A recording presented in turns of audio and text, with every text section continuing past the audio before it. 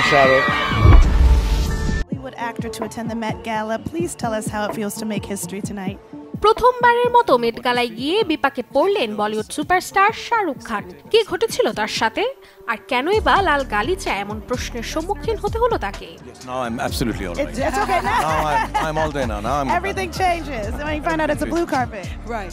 No, the blue carpet look good. বিশ্ব চলচ্চিত্রের সবচেয়ে জনপ্রিয় অভিনেতা শাহরুখ খান, যিনি প্রথমবারের মতো অংশ নিলেন ফ্যাশনের সর্বোচ্চ আসর মেট গালায়।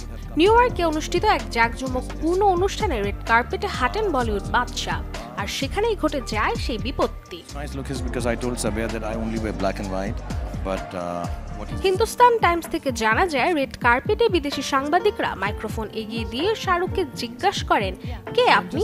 জবাবে অভিনেতা বলেন, আমি শাহরুখ খান, আমি একজন ভারতীয় অভিনেতা। আর এই ব্যাপারেই তুমুল ঝড় তুলেছেন গোটা ভারত সহ শাহরুখ ভক্তরাও। তারা বলছেন, এবারের আসরে ভারতীয়দের ছোট করা হয়েছে, নয়তো শাহরুখকে চেনে না এমন কি কেউ আছে? গ্লিটারের টুইন লেমন ও অ্যান্টিব্যাকটেরিয়াল ফর্মুলা বাসনকে চকচকে জীবাণুমুক্ত করে আমাদের দেয় glitter guarantee.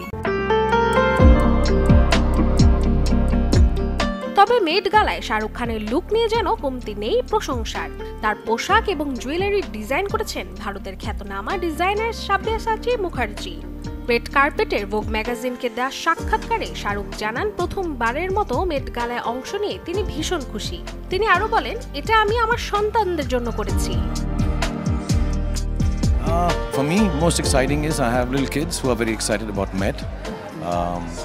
I don't know if I would have come here on my own, but when Sabia suggested that I should come, they went, wow. So I still don't know, is it wow? They call you.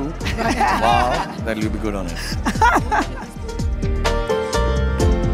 অন্যদিকে পোশাক সম্পর্কে তিনি জানান, মেট গালার theme ছিল super fine black style সেলাই, আর সেই কথা মাথায় রেখে সাব্যাসাচী তৈরি করেন তার এই ব্ল্যাক স্যুট। মোট কথা, সবকিছু বিবেচনা করে শাহরুখ তার লুকের জন্য প্রশংসা পাচ্ছেন নেটিজেনদের। এমনকি ভক্তরা তার একাধিক ছবিও শেয়ার করছেন যোগাযোগ মাধ্যমে। তবে শাহরুখকে না চেনায় বিদেশি সাংবাদিকদের প্রশ্নের বিষয়টি নিয়েও চলছে সমান আলোচনা। কিন্তু এখনো মেট গালার এই ঘটনা নিয়ে নীরব আছেন বলিউড বাদশা। Desk report, channel 24।